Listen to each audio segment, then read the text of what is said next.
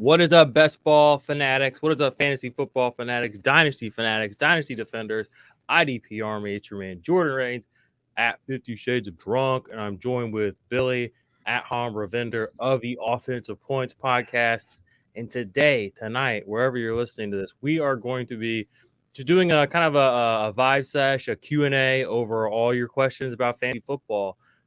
We've been pumping out the content. We've been staying on top of things, and we are ready to just, commune with you. So hit us with those questions. If you are joining us for the live stream, make sure you hit that share button, retweet, whatever you want to call it. Get it out there to the people. We're happy to have you. Billy, what's up? What's happening, my guy? Not too much. I'm kind of excited to get in. We've been talking divisions over on Offensive Points. We finished the entire AFC. So if you want to get an entire AFC preview, we have finished the AFC preview over on Offensive Points. It's on the feed, and most of the videos are up on YouTube, but the rest of them will be coming out. And we start the NFC next week. So, I'm pretty excited, especially because there's a couple defenses this year I'm really, really excited about that have not been necessarily considered the best defenses in the league for a while, and they're back. They're coming back to prominence. So I'm pretty excited about that. Yeah, definitely. We're going to talk, like I said, best ball, dynasty, defense, all of it tonight. So get your questions in if you want to. If you're on the space, we have a space going as well on Twitter. So if you want to comment a question on that, do that. We'll maybe pull up some stuff from the Discord, etc. But let's go ahead and just kind of start off with IDP stuff. We were going to talk originally. We were going to talk straight divisions, in top units. Where do you want to go ahead and just kind of start that conversation to lead this off? Well, the first team I want to bring up is a team is what I consider still the best defense in the league, and that's San Francisco 49ers. They lost DeMeco Ryans last year, so I think everybody's thinking like, oh, well, how are they going to, rebuild? Well, they hired Steve Wilkes, who's coming over from the Carolina Panthers, and the Carolina Panthers, as everybody should remember, had a pretty darn good defense the last couple of years, and they didn't really, I don't think the San Francisco 49ers are going to fall off as a whole as much as people might think. I mean, you're still going to get all these guys at the top: Bosa, Hufanga, Fred Warner, Dre Greenlaw, Drake Jackson's going to be in the mix this year. And then they drafted this kid named Jair Brown, who I think as a rookie is going to come in and have a major impact this year. And I'm just really, this is, I think, the best defense in football. And I don't think losing DeMeco Ryans is going to be as big of a problem as people might think. I think it's going to be big for him.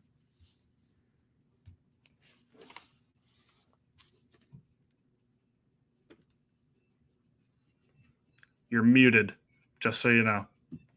Oh, thank you. Well, like I was saying, they added Javon Hargrave, which is a huge, their defensive line unit's already kind of what they're known for. I think you just mentioned Drake there as well. So they have guys, but getting Hargrave, who is an offensive anchor piece on the interior of that defensive line.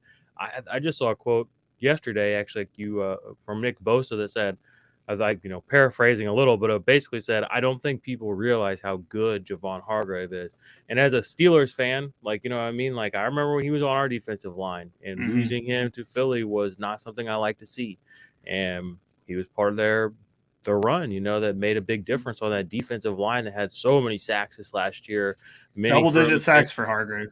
Yeah, so now you throw him on another defensive line that has known closers, known producers, that whole unit. I really like that. And Fred Warner, we all know that on paper this team looks great, but now we've got some real hitters in the trenches. I like that addition there for Hargraves, and I think that's a good unit overall.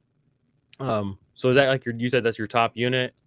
That's my top defense going into this year. Just as far as the unit, I think just having Steve Wilkes there makes me think that the decline's not going to be as much as, say, the Eagles, who I do have at number 2. We can get to them in a second if you'd like. But having Steve Wilkes there, I think levels the base back off to where it's not going to drop off much from last year. The offense is really going to be the only problem for San Francisco this year, I think. Yeah. Well, and I mean, I think you're right on the fact that the defensive unit is definitely cohesive. Kyle Shanahan just has this way of turning any offense into like a unit that kind of does something. So, even last year when things were not going well, great, just like not knowing who the quarterback's going to be. That's my only take. Yeah, Is well, like that's without definitely like a knowing very who. today conversation. I saw today Right. Twitter was on fucking fire. I mean, I literally just logged on Twitter like an hour ago, and it's like every comment has something to do with Trey Lance, Sam Darnold, or Brock Purdy. I mean, Brock Purdy's not even Yep. really part of the conversation. So I was just like, whoa, like, not. Good thing they have a defensive unit that's going to carry them, no matter who the quarterback Exactly. is. Well, and they have amazing pieces. So really, whoever steps in, they're still stepping into a very good situation. It's just if it's Trey Lance again, it's just such like a unknown quantity. So that the rest of those pieces, you just really don't know what you're going to get. But if it's Brock Purdy, I mean, as sad as it is to say, if it's Sam Darnold, I feel a little bit better about at least the floor of it. The ceiling might be higher with Lance, but just with the floor of everything, the offense is just sketchy to me. All right. So your second defensive unit for you is the Eagles. Is that what you just said? Yes. All right. Yes. That. So they have a new defensive coordinator there. They lost Jonathan Gannon to the Arizona Cardinals, who, woof, that team's probably going to be one of the worst defenses this year. So won't be needing to talk about them a whole lot. That Arizona team's going to be quite rough. But they bring in Sean Desai, who was with the Seahawks last year. He was an associate head coach and helped with the defense. 2021, he was with the Bears, and he comes from like a safety background, actually, which I thought was kind of interesting because Jonathan Gannon was heavy with Hassan Reddick, was really big on getting the defensive ends going. So it's interesting that they brought in somebody who is a like defensive back specialist into this defense. So, I mean, it's not going to hurt the guys at the top like Reddick. Brandon Graham, I think, is still going to be fine. I'm more interested in these new guys like Nakobe Dean, Nolan Smith, Jalen Carter is going to get a chance on that defense as well, and potentially Sidney Brown, who they drafted, who we saw at the Senior Bowl. Very interesting that like he's a safety, getting with a safety-minded defensive coordinator. I don't know. There might be something there as far as like somebody who you could target in a draft that maybe could, boost up your team. Where he's probably going to be free. You're not even going to have to pay for him that much. But the fact that, I don't know, you just kind of like connect the dots, the strings between who all like safeties coach. They drafted the safety. Sidney Brown was really good at the Senior Bowl. We liked him a whole lot. And I don't know, it could lead to some interesting pieces for this defense. But Sidney Brown's definitely one of them I was thinking of. All right. Sidney Brown, interesting player there. I would be a little worried about Carter just because we saw what they did with Jalen or Jordan Davis last year and Nakobe Dean. This is a team that kind of historically has been, they draft their guys, they get their guys early, but they're a little hesitant necessarily to put them out there in a full-time role. I think Jordan Davis, who went top 20 last year, just free balling here, I can't exactly remember. I think he only played like 300 or 400 snaps all last season. And that was their first round pick, and they made the Super Bowl. So they're not afraid of slow playing their rookies. Baltimore same way, but that could kind of be one of these things where it catches you by surprise with a Sidney Brown, and that's definitely a good piece that you bring to the table there, where it's like you have a safety coach who drafts a safety. The team needs a safety. Maybe he's the exception to the rule. So I like that that pick there.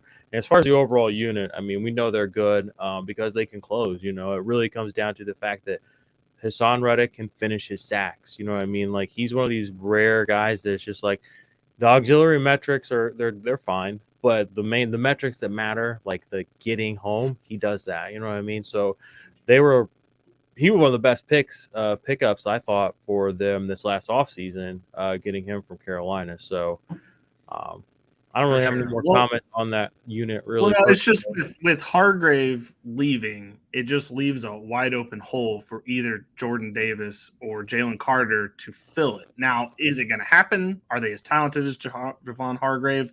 Probably not yet, but the opportunity has presented itself where one of those guys could potentially be like an 8-sack guy, which is a usable piece, especially a defensive tackle where you don't, have a huge need or like a huge boom of players. Like it could lead to them being better. It could lead to somebody else being better too, but there's a chance. All right. Who is your next unit? All right, number 3, I have the New York Jets with Robert Saleh. Really? They had a really good defense last year, and the only reason that they're, I think, better this year, I mean, I'll name off the pieces: Quincy Williams, C.J. Mosley had a really good season last year. Jonathan Franklin Myers was okay. Carl Lawson had a pretty decent season. I wouldn't say it was great, but coming over from Cincy, he wasn't a bad piece last season. They did lose Chuck Clark to an ACL injury. That's kind of a tough beat. I think they would have been better with Chuck Clark than without Chuck Clark, but they brought in Adrian Amos. We'll see what that can lead to. I just think this defense is going to be better because the offense is going to be better. They're going to be less relied on to save games, which I think actually might help them in better situations and like better field position. Like I just think it'll be better for them with now that the defense is better, and I think it'll lead to more stats for them, at least the big boom metrics. I completely agree with you. I mean, we saw Sauce do it last year, basically kind of single-handedly. He and Quinton Williams, being the only real true playmakers on that team. Like you said, there are a bunch of other guys who are pretty good, but this could be the year that they all really kind of pull together. With Aaron Rodgers there as that leader, everybody kind of aware of what's, I think those guys are aware of what's kind of happening there.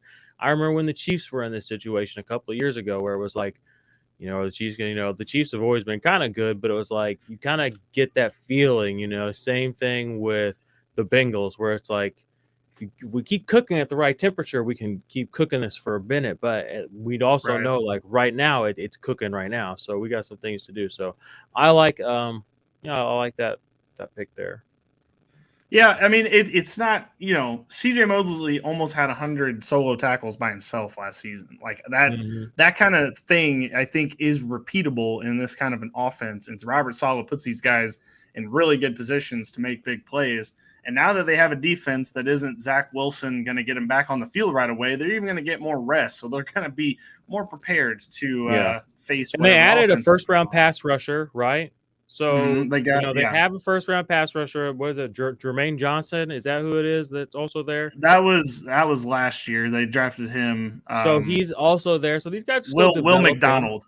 Will McDonald was the guy they drafted. So they're basically, I mean, really, they're just a pass rusher away from having a really and you're kind of projecting them to already be that. So I like that pick there. I like that as a third overall unit. Maybe caught me a little off guard, but I can definitely reconcile. They're gonna have a tough division to play in, though, man. Like that's the thing. Is like you gotta play against Belichick, who he's gonna hold. He's gonna do some stuff to you. He's gonna make that game a hellhole for everybody involved.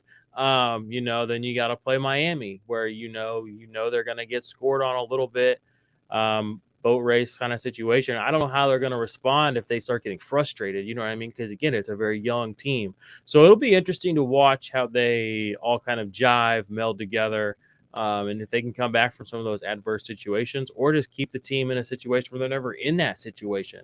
Now, if they have a quarterback who's not just going to hand the ball over every other drive, they know that they're going to go back out way too early and probably way too close to their own red zone.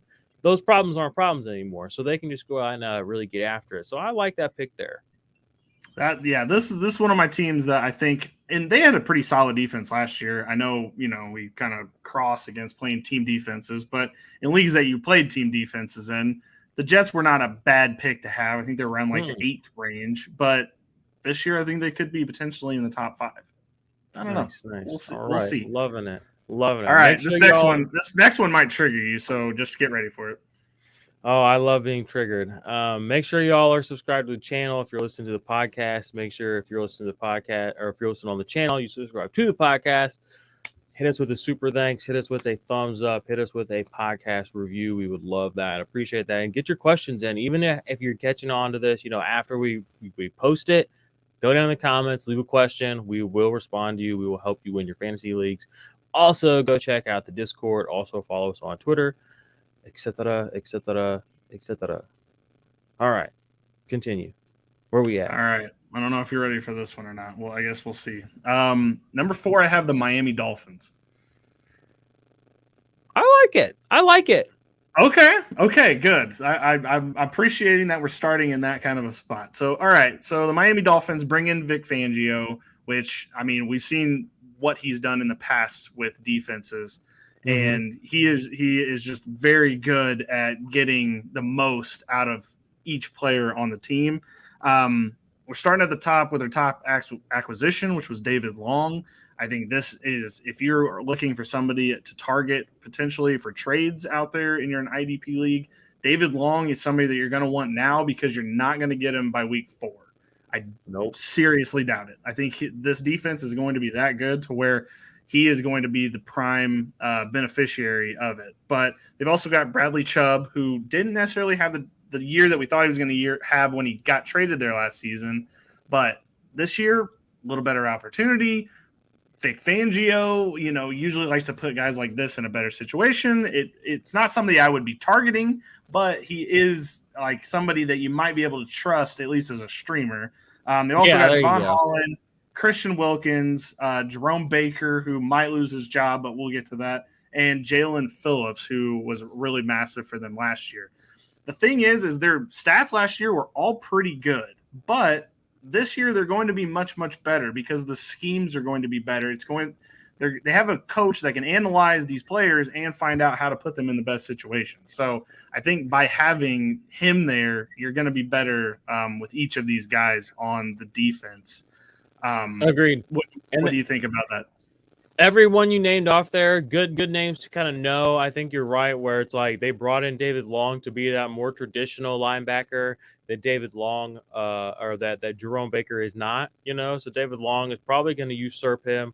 I could see him being more of a, 70, 80% snap guy. Jerome Baker being used a little more as a pass rusher, which he's good at. They kind of used him as that a little bit last year. I think was it last year or 2 years ago? I think he had like 6 or 7 sacks, as an off-ball linebacker. So that's pretty high. And like you said, too, where it's that second year defenses when they kind of bring all these guys together and they're like, this is what we want to do. They're going to go out there and they're going to execute to the best of their ability.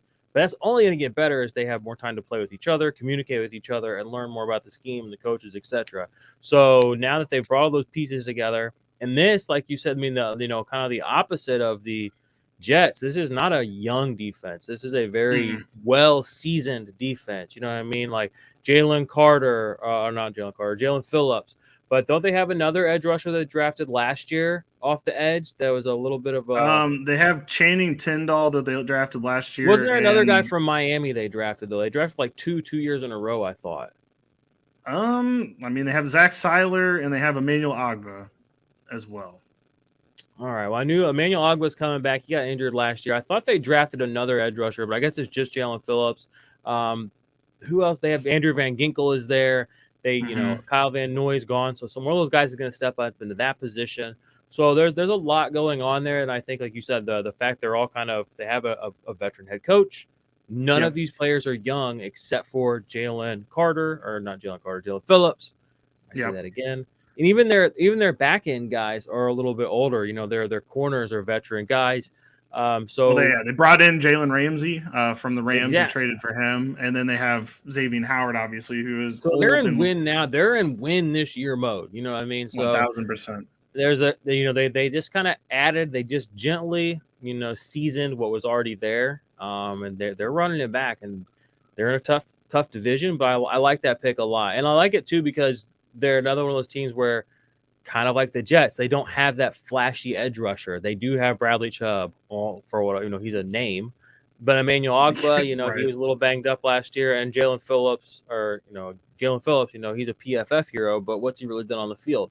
So they're kind of missing that edge rusher, but they've got guys that can rotate in and make some plays. So we'll see how they do this year. I like that pick. I just think for this year, like the offense and like taking it to the offensive side, the offense isn't going to have to score 45 points. They're only going to have to score like 24 to win a game. And I think that is going to be a huge boost for Tua. I mean, fantasy points wise might kind of suck, but I think for the overall team, it's going to be much easier on their mindset that they're not going to have to win a game 45-41. They can win a game 24-20. Like, that would be fantastic. And I think that's what they brought in these guys to do, to make it a little bit easier on the offense so that it doesn't have to be this, run and gun show like it was last season. That sounds like a nightmare to me as a fantasy manager. I don't want no it is, but game, whatever. I mean, I don't either. But the thing is like Mike McDaniel wants to just win. He doesn't necessarily want to run up the score, but I think he would be much better if it was 45-20 than 45-21. They don't have the run. They don't have the running backs to, even if they get up, they don't have the running backs to run a game out. Sorry. Well, they have not gotten him yet. He's on his way. He's who not is there it? Yet. Tell me, what's the insider scoop? It's gonna be Dalvin Cook. Okay. That seems to be the there's this big rumor going on right now that D-Hop and Dalvin Cook are going to the Patriots, and I'm just here to break all these Bostonians fans' hearts. They're not going to. Maybe one of them. They're not both going there. Like, if Dalvin Cook went there, what a nightmare. But if either of them go there, it's a nightmare. Well, it's a more of a nightmare for the running back because they don't necessarily need him, but at the same time, they don't really need D-Hop either. But whatever. The Patriots are a whole other animal. I want nothing to do with them. I mean, they're just a terrible team. I mean, right now they're just a terrible team. And it just They have a good defense. They're on my outside looking in for the top 5, but who cares? They don't have good offense. No. Who cares? It means nothing. Other than Ramondre. Ramondre doesn't mean anything. That great defense is going to get them last in their division. That is for sure going to happen. We were talking about that. Like, this is a team that might only win like 5 games, sadly. I mean, they're not so sadly bad for us, but it's going to be a rough stretch, and I don't think Juju Smith-Schuster is probably their best offensive player. So him or Ramondre, yeah. That's where exactly. Not looking great. Nope, definitely not. I don't know why Bill Belichick even what I can't imagine what do you feel as a coach knowing that your team sucks, knowing that you're not going to win? Like, is he just convincing himself I'm turning these guys into better men? Like, is he transitioned to grandpa mode? He thinks he's like the Miami Heat, where you could just bring in whoever and he's going to make him into a championship run team. And not really been that way. They lost Brady, and it's not. They can't. I mean, they fucked up their quarterback. I mean, Mac Jones sucks. It's about time we start having that conversation. Well, we have been having that conversation, but it's about time that everybody starts recognizing, because right now, I mean, we're having the Kyler Murray thing of blame the coordinator, blame the blank, blame the not having this, blame that. You just suck. That's where we're at right now. You know who's better than both of them? You know who I think years later, who's better than both of them right now? I think Baker Mayfield's a better quarterback than Kyler Murray and Mac Jones right now. Really? Yeah. Okay. Wow. I think he's going to have a pretty good season this year too. Wow. I hope so. I mean, for my sake, that would be awesome. I actually have the Baker Tampa Bay jersey. I just can't quit him, man. Just can't quit him. I was looking at something yesterday. I was just looking at his quarterback touchdown percentage, and it's really high for every year of his career except last year, where he was with those fucking goons in Carolina, and then he went to the Rams. Yeah, and the Rams. But besides that year, his touchdown percentage was pretty high. He was on run first team, so his yardage was pretty low, but his interceptions weren't bad. They just didn't really win any games, but I almost have a hard time really stacking that on him when I look at the competitor he is and the way they I don't know. He just what you saw last year when he went to the Rams and he threw that game-winning touchdown, I was like, he doesn't even play for this team. You know what I mean? And he just did that. Yeah. There's a lot more to Baker Mayfield than I think people really want to give him credit for. And when you look at his passing attempts too, I was looking at his passes, this guy doesn't even get a chance to throw the ball. I was they're holding him down 20 some odd passing attempts a game. I was like, that's not ever going to do any, nobody's ever really going to be capable of succeeding in that kind of system unless they're Lamar Jackson and they're throwing 80-yard bombs. You know what I mean? And that's how we get to where we're at with him too. So I was just all right, we have him going to Tampa Bay. He's got a really good wide receiver core, better than the Jarvis Landry OBJ jerk-off show that everyone tried to make me think was good. Okay, he's got that. We got a young running back, and he's got a coach that is, Bruce Arians is basically puppet mastering in the background. they're going to air it out.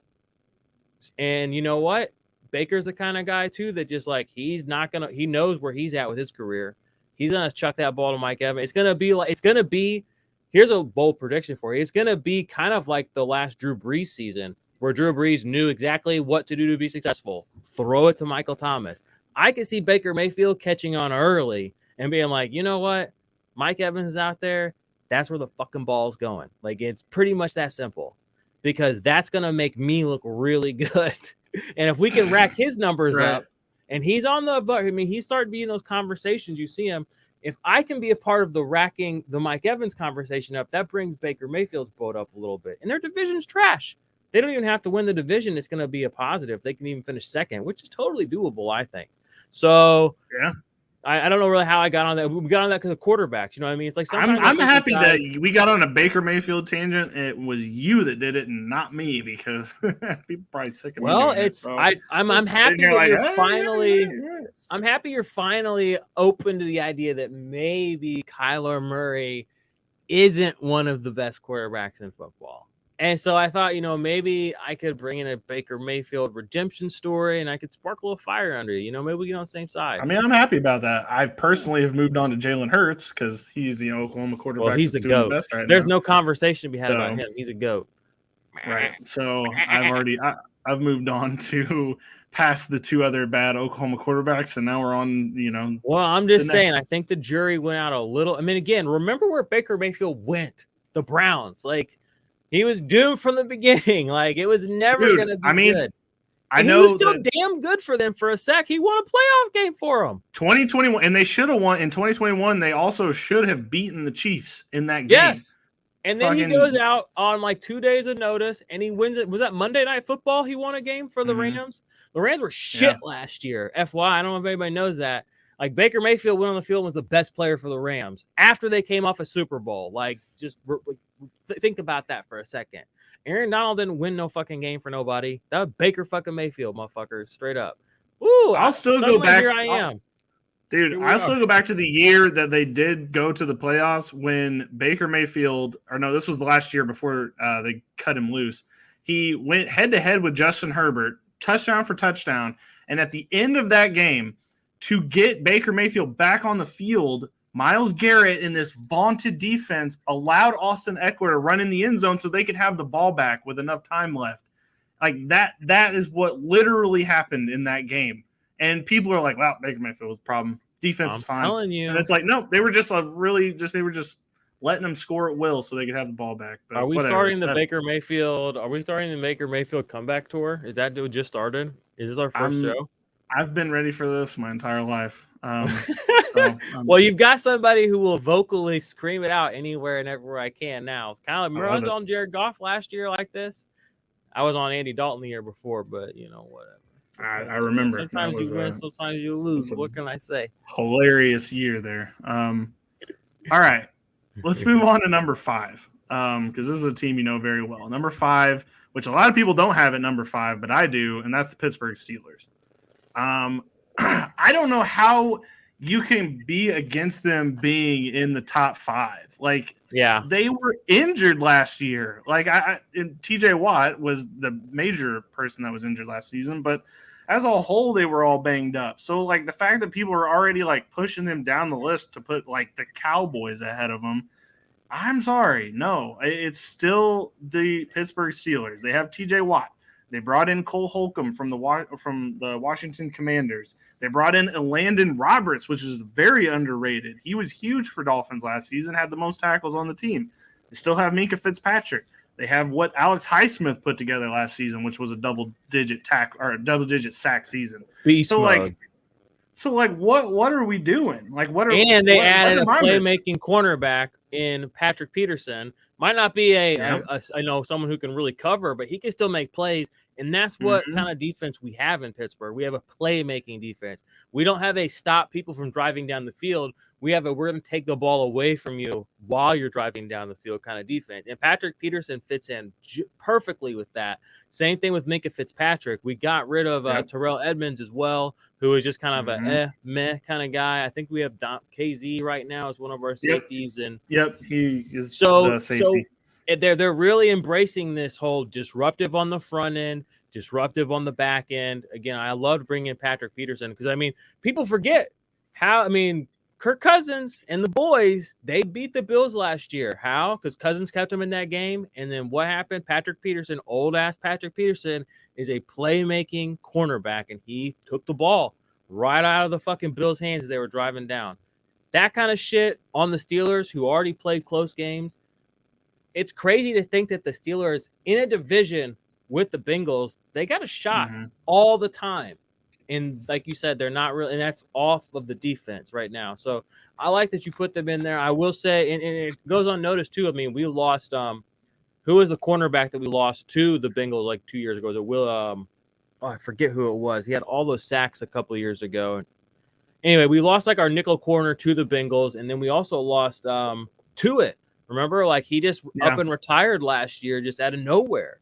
And then we had Devin Bush be a bust, and still somehow this defense has held its own during some pretty dark days the last couple of years. Even having a defensive player of the year robbed at least once, probably twice, but he got one. So I appreciate the shout there. I wish we did. Well, they brought in two rookies. They have Keanu Benton, who's the new nose tackle for them. Yeah, and then Porter, right? And then, Joey Porter Jr. was drafted in the second round, which again was a first-round talent. The first-round talent, he got drafted in the second round, so he's going to be starting right away, and he's going to be a major part of that defense. So pretty excited for this defense, and I guess people are just overlooking them because whatever. It's easy to overlook the Steelers. We're not fancy right now. We're not cool. We're no Cowboys. That's for dang sure. Well, I mean, the problem is the offense. The offense got to get going. Once the offense gets going, then people remember how good the defense is.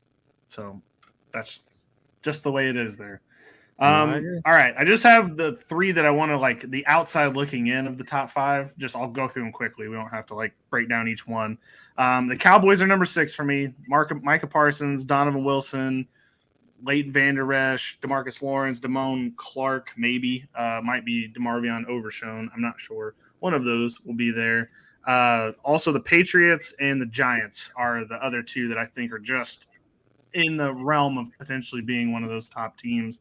Patriots had Judon, Duggar, Uche, Bentley, Jonathan Jones, Jelani Tavai, who they brought in from Detroit, who was there with Matt Patricia. So maybe, might be able to get him on the field and get finally relevant. He was drafted in the second round like 3 years ago, and everybody was taking him decently in their drafts. But he never really, and not really ever working out.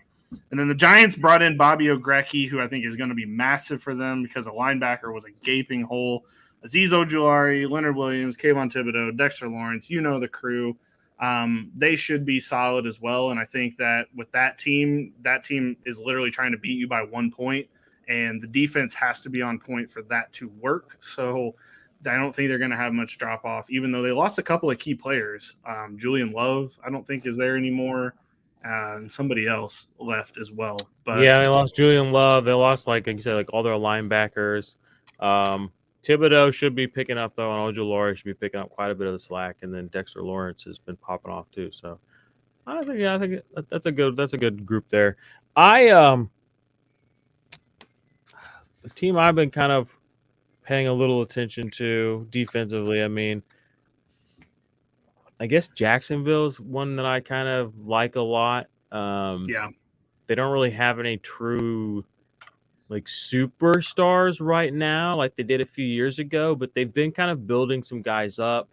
Their quarterbacks are a little better than average. It helps that their divisions. I mean, Rayshon Jenkins had a season of all ages last season. Yeah, but exactly. And they've got some wily veterans like Olakun and Jenkins at these spots, and veterans being like 28, 29, like where you're still going to get some big plays out of these guys next couple of seasons.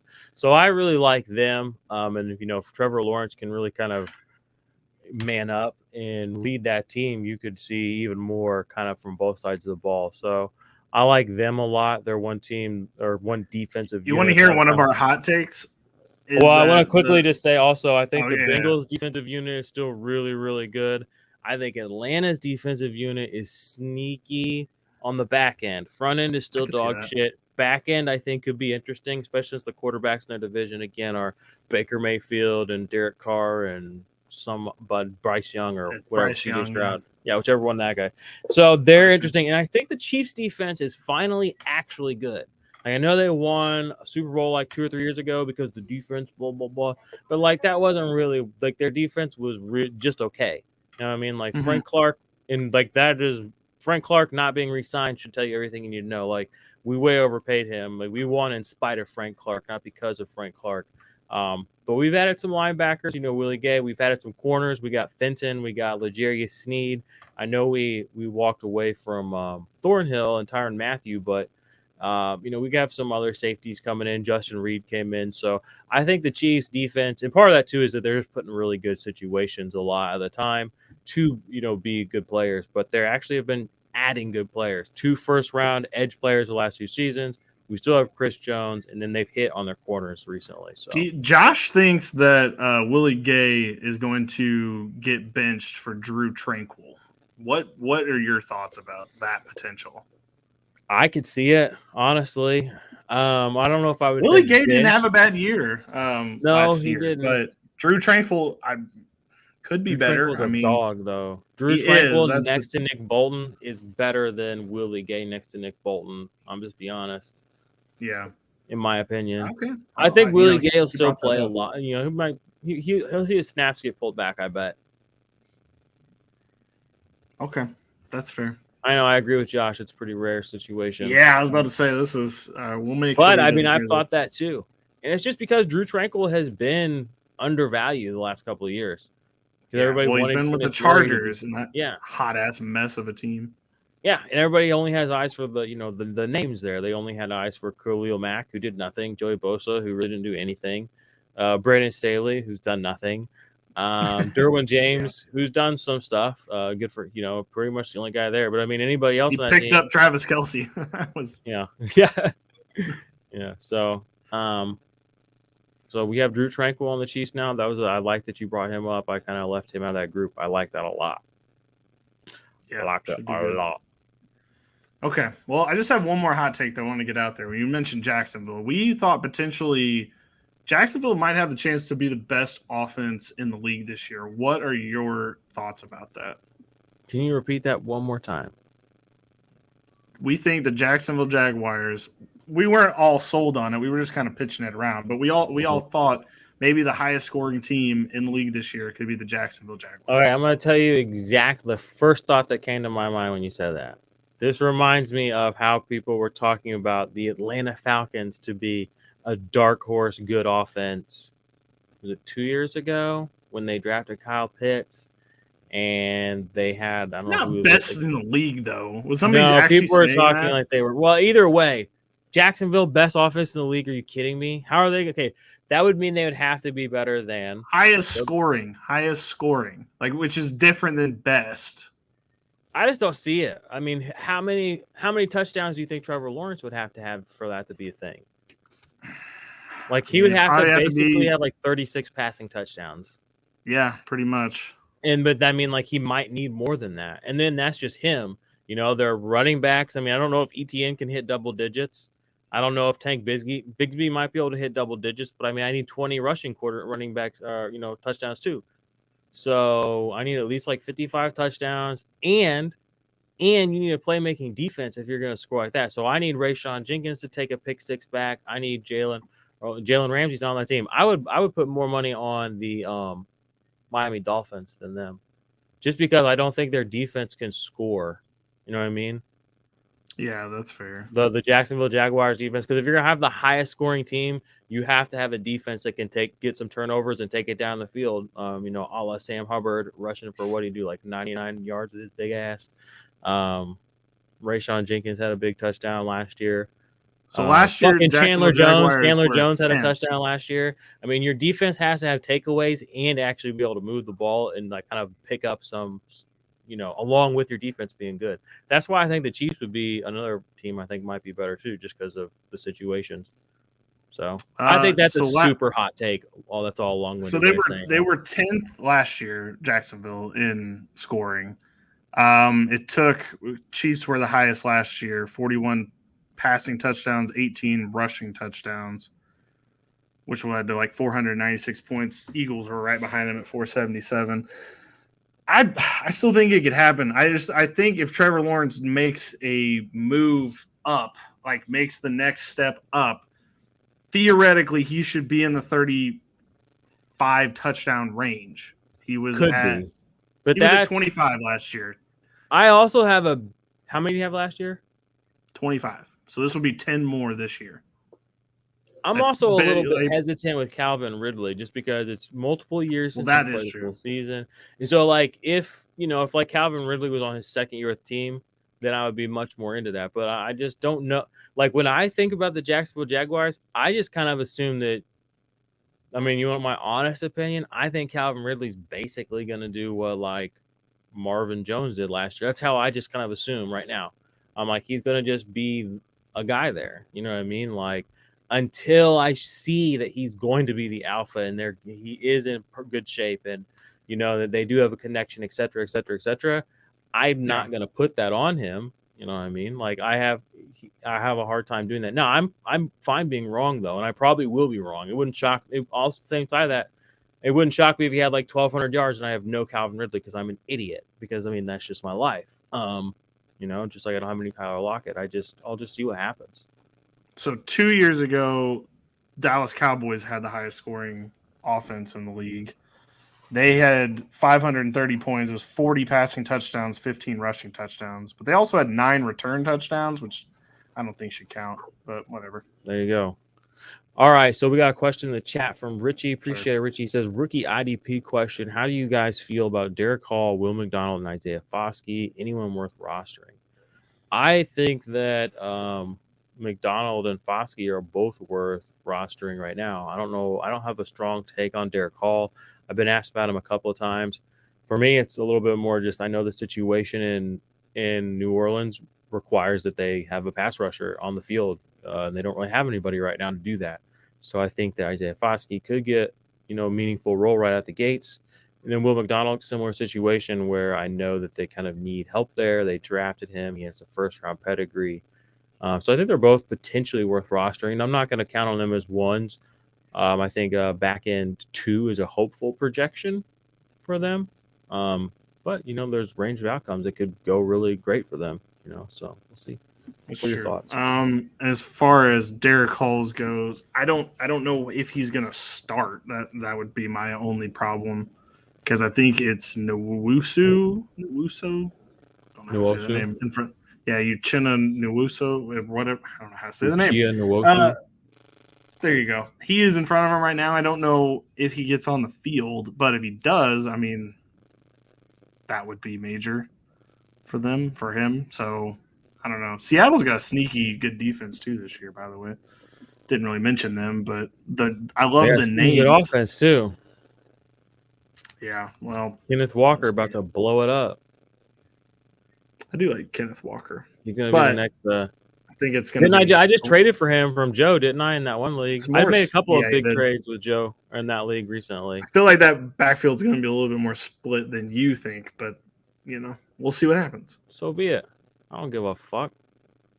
I won the league with Brian Robinson last year. Let's go, baby. Yeah. Rob, Devin Singletary, my dogs. What up? Why Kenneth Walker to the stable? That's fair. It is what it is. Speaking of which, come get J.K. Dobbins, my guy. He's available. I don't want him at all. Listen, if you want Mark Andrews back in that league, you're gonna have to take J.K. Dobbins with him. That's how this goes down. Well, I'm good now. I don't need anything. My roster is right where it needs to be in that league. Oh yeah. Mm-hmm. I only got the people I wanted. Traded. I did the F them picks strategy like everybody else does. We'll see if it pans out. That's a play. All right. Well, quickly, I'll tell you all in this league we're talking about. I did a trade last night with Josh. Offensive points. So I traded him Lamar Jackson in a league he desperately needs a quarterback in. And he had Aaron Rodgers, but I mean Aaron Rodgers maybe a year or two, and it's Dynasty. And he desperately he needs a quarterback. He literally doesn't have one except for Aaron Rodgers. So he sent me a trade offer, and I sent him something back, kind of goofy, just kind of getting the banter. It's like badminton. It's back and forth. And he sent me something back with Aaron Rodgers. So I would send him Lamar Jackson, and he would send me, or it was Lamar Jackson in a second, right? Nope, just Lamar. No, And I just sent him Lamar Jackson, and he sent me Aaron Rodgers, Denzel Mims, and a second. Nope. CJ Stroud. Oh, I got Pretty CJ sure. Stroud. I'm pretty positive that was the trade. It was Aaron Rodgers, CJ Stroud, and like a third for just I got Lamar Denzel Jackson. Mims, bro. Oh, not Denzel Mims. I got Marvin Mims. Oh, that's right. That's right. It was Marvin Mims. Yeah. So I feel like I came out pretty good in that trade. He tried to trade me CJ Stroud. That's what it was. Well, he tried to trade me CJ Stroud too, and I was like, I don't want CJ Stroud. But they sent me back Marvin Mims, and I need wide receivers in that league. So I sent off Lamar Jackson. It's one quarterback league too, so I didn't really need Lamar Jackson as my quarterback too, behind Josh Allen. I was glad to get Aaron Rodgers. Hopefully, knock on wood, nothing happens to Josh Allen. But I'm happy to have Aaron Rodgers as a backup in that league. Yeah, it's a good call. And I have Mecole Hardman in that league too, so I got that sneaky stack, the sneaky Mecole Hardman, Aaron Rodgers stack. Yikes! Big dubs, baby. Big dubs. All right, well, we've been on here 45 minutes. Thanks for everybody who has tuned in. It's been a good time. I'm glad we stuck pretty much. We were going to talk, kind of Dynasty, Best Ball, IDP, but we kind of just stuck straight IDP. We didn't really make it through, every player that matters, but so what? I touched on my top 8 defenses going into the season. There you go. So I'm pretty happy about that. We got some unit talk in. We got some player talk in.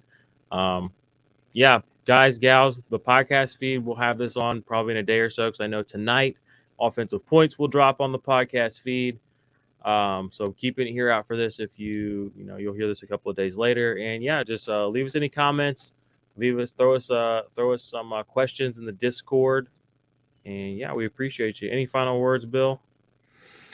I don't. The AFC is going to be very competitive this year, though. I'm very excited for that. But the Chiefs are the front runners by a long shot. So yeah, go get you some Kadarius Toney. He's way undervalued. I'll just keep saying that all off season, and people won't do it, and so be it. If you want to lose, you can lose. But I'm going to win with Kadarius Toney and his 20 touchdowns this year on like 60 touches. Let's go, baby. All right. He's efficient. What can we say? They put him in around the goal line. Yikes. All right. Adios, y'all. We'll see you next time.